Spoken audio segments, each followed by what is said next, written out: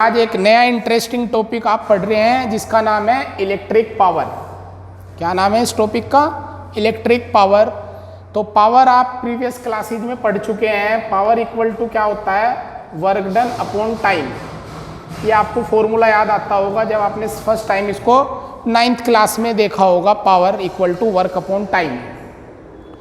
तो फिजिक्स के अंदर पावर क्या होगी? तो ये किसी इलेक्ट्रिक इंस्ट्रूमेंट का वर्क डन अपॉन टाइम के इक्वल होगी।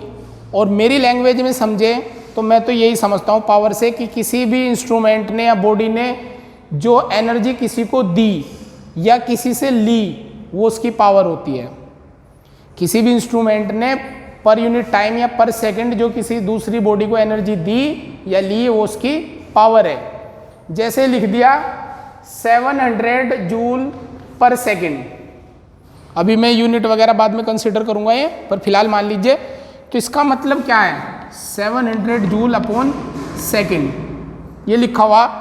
तो ये जो भी इंस्ट्रूमेंट है ये 1 सेकंड टाइम में कितनी एनर्जी कितना वर्क कर रहा? 700 जूल।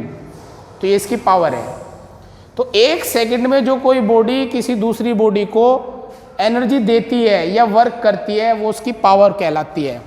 अगर किसी ने लिख दिया कि जी ये इलेक्ट्रिक मोटर है और इसकी पावर 5 जूल पर सेकंड है, 500 जूल पर सेकंड, तो इसका क्या मतलब है कि ये मोटर जो भी वर्क करता है, जो भी एनर्जी देता है वो 1 सेकंड में 500 जूल देता है।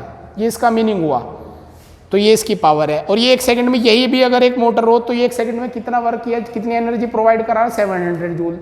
तो कौन सा मोटर अच्छा है? तो ये वाला अच्छा है। तो इसलिए जहाँ बड़े कारखाने होते हैं वहाँ बड़ी पावर के वो मोटर लगाते हैं। वो इसलिए लगाते हैं कि वो एनर्जी ज़्यादा देते हैं। समझ में आई मेरी बात? तो यहाँ पे आप लोग पढ़ रहे हैं इलेक्ट्रिक पावर। तो इलेक्ट्रिक पावर क्या होगी? किसी भी इलेक्ट्रिक इंस्ट्रूमेंट ने जो 1 सेकंड में एनर्जी दी या ली, या किसी भी इलेक्ट्रिक इंस्ट्रूमेंट का 1 सेकंड में जो वर्क होगा वो उसकी इलेक्ट्रिक पावर बोली जाएगी। क्लियर है? अब एनर्जी भी कौन सी लोगे आप? इलेक्ट्रिक एनर्जी लोगे। तो मैं इसको लिख देता हूँ। तो मैंने इसकी डेफिनेशन लिख दी है। The rate of electric energy consume in 1 second in an electric circuit. किसी भी इलेक्ट्रिक सर्किट में 1 सेकंड में जो एनर्जी खर्च हुई, अब वो सर्किट में कहाँ होगी? पंखा चल रहा होगा, बल्ब चल रहा होगा, तो वे जो उसको यूज कर रहे हैं वो उनकी पावर है। बल्ब ज़्यादा कर रहा तो ज़्यादा पावर हो गई, फैन ज़्यादा कर रहा तो फैन की ज़्यादा पावर हो गई। और करके वही इंस्ट्रूमेंट वाले लिख देते हैं द एनर्जी। एनर्जी भी कौन सी बेटा? Electric energy. The electric energy given और taken by electric instrument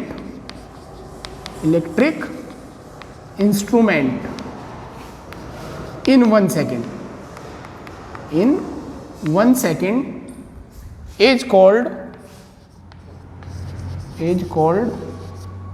power of that instrument, जो मैं बहुत देर से आपको समझा रहा था। तो ये इनकी पावर बोली जाएगी। क्या मेरी बात क्लियर है आपको? गुड। इसका फॉर्मूला क्या होगा? तो इसे P से डिनोट करते हैं। It is denoted by P। इसको P से डिनोट किया जाता है। तो P इज इक्वल टू क्या होगा? वर्क डन अपॉन टाइम या एनर्जी अपॉन टाइम। वर्क मान लो या एनर्जी मान लो। एनर्जी भी कौन सी? इलेक्ट्रिक एनर्जी गिवन या टेकन बाय इंस्ट्रूमेंट अपॉन उसमें जो टाइम लगा। तो फॉर्मूला क्या बना बेटा इसका? P is equal to electric energy को हम E बोलते हैं अपॉन T। E को आप general formula VIT upon T लिखते हैं। T से T कैंसिल, तो P is equal to V into I। ये आपका इसका फॉर्मूला होगा। और इसमें आप पुट कर सकते हैं वही पुरानी चीज़ें, V इक्वल टू IR और I equal to V by R। अगर आप दोनों पुट करते हैं तो P के क्या क्या फॉर्मूले बने? जब IR करोगे तो I स्क्वायर R, और जब V अपॉन R पुट करोगे तो V स्क्वायर अपॉन R। तो आपके पावर के 3 फॉर्मूले बने बेटा। कौन कौन से? P इक्वल टू एक तो VI, एक I स्क्वायर R और एक V स्क्वायर अपॉन R। अब कौन सा फॉर्मूला आपको कहाँ यूज करना है ये आप पे डिपेंड है। अगर सीरीज सर्किट है तो करंट सेम होगा, तो आर पे पावर डिपेंड करेगी, यानी जहाँ रेजिस्टेंस ज़्यादा वहाँ पावर ज़्यादा, पावर कंज्यूम ज़्यादा होगी। और पैरेलल है तो वहाँ वी सेम होता है, तो उल्टा रिलेशन हो गया, यानी जहाँ रेजिस्टेंस ज़्यादा वहाँ पावर कम कंज्यूम होगी। तो याद रखिए इसको यूज करिए आप सीरीज सर्किट में जब सारे इंस्ट्रूमेंट सीरीज में लगे हों, और इसको यूज करिए आप पैरेलल में। और ये जनरल। क्लियर है मेरी बात? चलो इसको नोट करिए, मैं इसको रफ कर देता हूँ और फिर इस बात को जरा एक बार बता देता हूँ मैं क्या है। वीडियो पॉज करके इसको नोट जरूर कर लेना आप। तो देखिए भाई, मान लीजिए 3 या 4 इंस्ट्रूमेंट हैं, ये इनके सिंबल होते हैं, रेजिस्टेंस की तरह बिहेव करते हैं। मान लीजिए बल्ब है, और ये फैन है, और ये आपका टेलीविज़न है।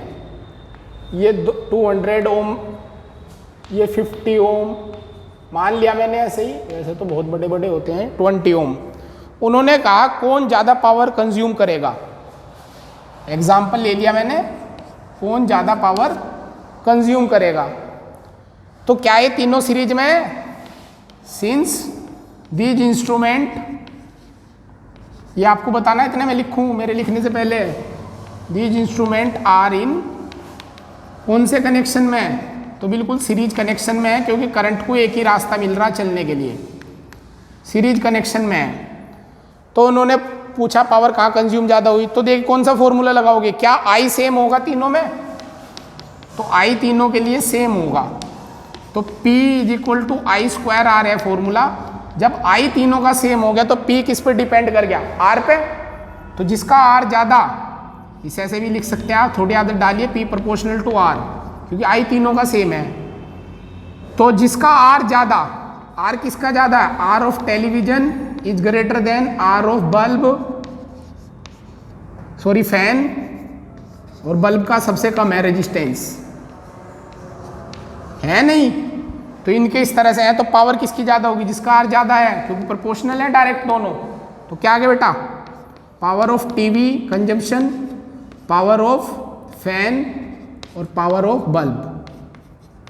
तो बल्ब में सबसे ज़्यादा पावर यूज कम होने वाली बल्ब में, सॉरी, और टीवी में सबसे ज़्यादा। क्लियर है मेरी बातें? तो ये आप लोग जल्दी से नोट करिए।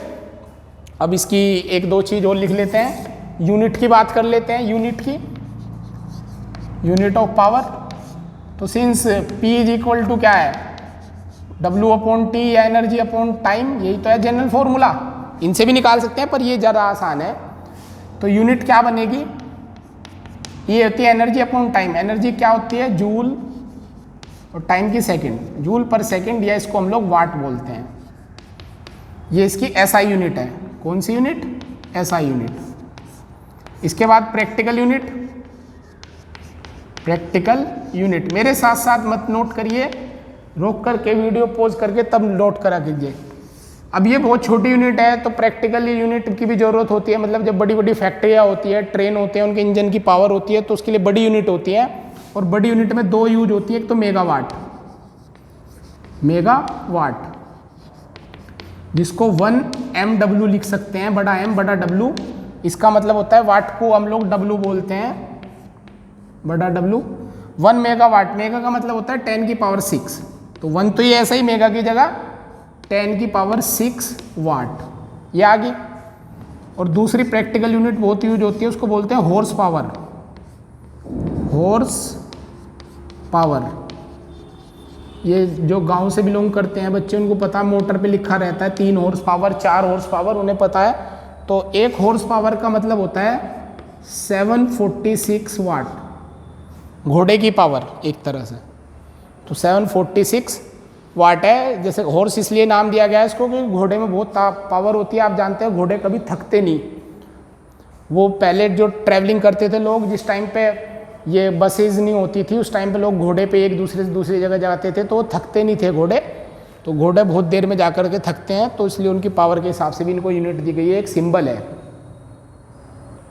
अब डेफिनेशन ऑफ 1 वाट पढ़ लेते हैं। तो डेफिनेशन बनाना कुछ भारी काम नहीं होता, बस आप एक चीज़ सीख लीजिए बोर्ड के रेस्पेक्ट में, power equal to work upon time, या इसकी यूनिट से ही करिए, power is equal to watt होती है, तो 1 watt is equal to 1 watt is equal to, क्या हमने इसको 1 जूल पर सेकंड लिया था, 1 जूल पर सेकंड लिया था, और करके जो भी लिखा था उसको भी लिख लो आप, P equal to energy upon time, energy upon time, if E equal to 1 joule हो जाए, ये मैंने इसलिए बताया कि अगर ऊपर 1 जूल हो जाए और टाइम 1 सेकेंड हो जाए, टाइम कितना हो जाए 1 सेकेंड हो जाए, तब आप क्या कहोगे, P equal to 1 joule per second या 1 वाट, तो 1 वाट की डेफिनेशन होगी। क्या डेफिनेशन बनी, अगर कोई इंस्ट्रूमेंट 1 सेकेंड में 1 जूल इलेक्ट्रिकल एनर्जी कंज्यूम करता है, खर्च करता है अपने काम के लिए, जैसे फैन क्या में खर्च करता है, चलने में, बल्ब लाइट देने में, हीटर गर्म होने में, तब उस इंस्ट्रूमेंट की पावर 1 वोल्ट बोलते हैं। तो क्या लिख देते हैं हम इसको, इफ एन इंस्ट्रूमेंट, इंस्ट्रूमेंट भी कौन सा, बिजली से चलने वाला, क्योंकि इलेक्ट्रिक पावर की बात कर रहे हैं, if an electric instrument consume 1 joule electric energy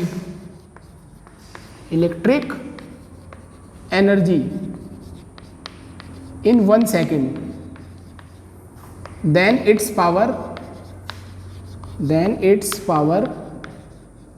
तब इसकी पावर को क्या बोलते हैं, कितना आएगा ये निकल करके, तब इसकी पावर को आप बोलेंगे 1 volt, then it's power is said to be 1 volt. Clear है बेटा, तो ये 1 वोल्ट की डेफिनेशन हुई, आप इसको नोट करेंगे अच्छे से, और हम 1-2 क्वेश्चन कर लेते हैं इससे पहले।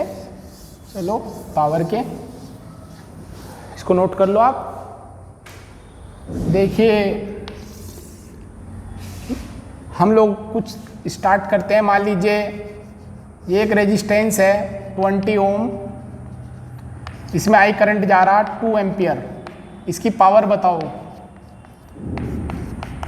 तो P इक्वल टू क्या फॉर्मूला लगाओगे, अगर आई आर दे रखा तो क्या P equal to I square R, formula जरूर यूज करिए क्योंकि फॉर्मूले के मार्क्स होते हैं। आई की जगह 2 का स्क्वायर, आर की जगह 20, क्या 4 इंटू 20, आंसर 80 वाट, और समझने के लिए 80 जूल पर सेकंड होगा कि नहीं, तो बिल्कुल होगा सर, 80 जूल पर सेकंड, यानी ये जो भी इंस्ट्रूमेंट है, बल्ब, फैन, टीवी, फ्रिज, कुछ भी, ये 1 सेकंड में 80 जूल एनर्जी कंज्यूम कर रहा अपने काम के लिए। क्लियर है, तो ये छोटे छोटा एग्जाम्पल हमने लिए। और देखिए एक वी का ले लेते हैं, मान लीजिए कोई रेजिस्टेंस है और इसके दोनों एंड का पोटेंशियल डिफरेंस, यहाँ से यहाँ तक अगर डिफरेंस निकाला गया तो वोल्ट मीटर ने रीड किया 20 वोल्ट, और आर आपका 10 था, 10 ओम, तो पावर पूछ ली इसकी कितनी, तो फॉर्मूला क्या लगाओगे, अगर वी दे रखा तो वी स्क्वायर अपॉन आर, तो v की जगह आपने लिख लिया 20 का स्क्वायर, 20 इंटू 20 अपॉन 10, तो ये कितना आ गया आपका 40 वॉट या 40 जूल पर सेकंड। इसका क्या मतलब है कि ये जो भी इंस्ट्रूमेंट है हमारा वो 1 सेकंड में 40 जूल एनर्जी खर्च कर लेता है अपने काम में। क्लियर है, नोट करिए वीडियो पॉज करके, मैं इसको रफ करता हूँ। मैंने रफ कर दिया है। अब एक और एग्जांपल ले लेते हैं। मान लो 2 इंस्ट्रूमेंट दे दें सीरीज और पैरेलल में, ऐसे पैरेलल में दे दिए और इन्हें किसी बैटरी से जोड़ दिया। एक था मान लीजिए 6 ओम का, एक 3 ओम का, ये पूरा कंप्लीट क्वेश्चन हो जाएगा। और ये 6 वोल्ट की बैटरी से जुड़े हुए थे दोनों। तो पूछ लिया भाई सर्किट में कितनी पावर कंज्यूम हुई, पावर कंज्यूम्ड इन सर्किट, तो सर्किट में कितनी पावर कंज्यूम हुई। तो नेट रेजिस्टेंस कितना होगा, आर नेट, करंट से भी कर सकते हैं पर आर नेट बताइए आप मुझे जल्दी। क्या वो पैरेलल में है, तो डायरेक्ट बता रखा, अगर पैरेलल में हो तो ऊपर मल्टीप्लाई नीचे प्लस, तो 18/9 तो 2 ओम आ गया। V कितना दे रखा सर्किट का 6 वोल्ट, तो P इक्वल टू क्या होगा V² by are, 6 into 6 upon 2, 2 3 जा 6 तो कितनी आ गई 18 वाट। तो दोनों की है अलग अलग निकालनी हो तो दोनों का अलग अलग करंट निकालिए, उसकी अलग अलग पावर आ जाएगी। क्लियर है मेरी बात? तो इस तरह से आप इलेक्ट्रिक पावर के ऊपर छोटे छोटे क्वेश्चन कर सकते हैं बेटा। इस क्लास में आपकी इतना ही होता है, इससे ज़्यादा कभी पूछते भी नहीं वो। बाकी क्वेश्चन सेक्शन जिस दिन मैं लूँगा उसमें कराऊंगा कि इस टाइप के क्वेश्चन है। मान लीजिए ये दो ले लें हम बल्ब, ये 50 ओम, ये 60 ओम, और दोनों में 2 एम्पियर का करंट आ रहा। पूछ लिया कि कौन जल्दी से बस्ट हो जाएगा, कौन जल्दी खराब होगा। तो पावर देख लेते हैं। तो power equal to I square आ रहा, फॉर्मूला लगाएंगे। इसके लिए कितना आएगा 450 2000 सॉरी R ले लिया 2000, और इसकी पावर कितनी आएगी। तो ये खर्च कितनी करेगा I square R 4 into 36 sorry हाँ 36, और ये I स्क्वायर R हुआ ये 60 है सॉरी, तो 240, और ये 4 इंटू 50 है 200। ये मिस्टेक हो गई थी, कोई नहीं, डेटा यही है। तो देखिए कौन ज़्यादा पावर खर्च कर रहा है, ये खर्च कर रहा, तो ये जल्दी फ्यूज हो जाएगा, ये जल्दी बस्ट हो जाएगा। तो इस तरह से इस टाइप के क्वेश्चन आप बना सकते हैं। IR की वैल्यू भी ना दें तो आप भी कॉमन सेंस से सोच सकते हैं कि जिसका R ज़्यादा होगा उसकी पावर ज़्यादा होगी, वो जल्दी खराब हो जाएगा। वो सीरीज और पैरेलल के हिसाब से आप सोच लेना। लास्ट टॉपिक जो आता है इसके एप्लीकेशन